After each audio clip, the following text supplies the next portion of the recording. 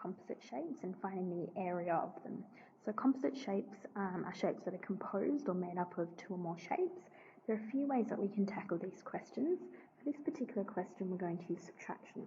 So if I were to extend this shape, this is actually a rectangle, and we know that the area of a rectangle is length times width.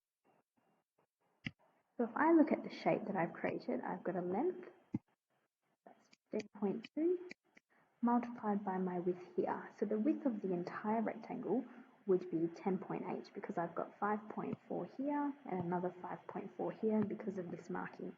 So if I do length times width, that area in total gives me 164.16 centimetres squared. So all I need to do now is take out this bit in here because I don't want that bit. So if I take out that rectangle, I'm using a length and a width. So my length of that bit is 5.4. Now to get this bit in here, it is this whole thing, which is 15.2. Take away this little bit in here, which gives me 9.8. So this is 9.8 here, and this is 5.4. So the area of that rectangle there is 2.92. So for the area of the composite shape, it is the total area, which is 164.16. Take away 52.92, which is the composite area of 111.24 centimetres squared. And that strictly gives the composite shape that I was initially asked to find the area of. Let's do another question. All right, this shape here, a few approaches that we can do with this. So you can do what you did before.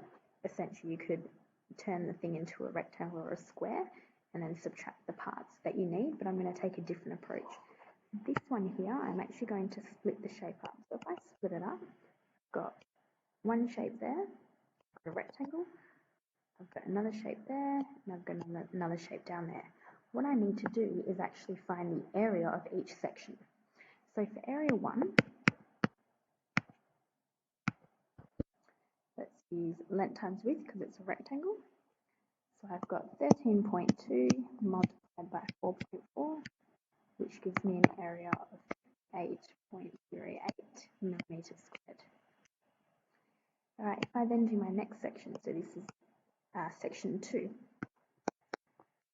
So I know this section here is 4.4 because of this section there. So 4.4 is my length. This width here, if I know that entire line is 13.2, I just take out these sections. So 13.2 take 4.4 and take another 4.4 gives me 4.4 left. So that means this bit is also 4.4. Which gives me an area of 19.36 millimetres squared. Then I have area 3,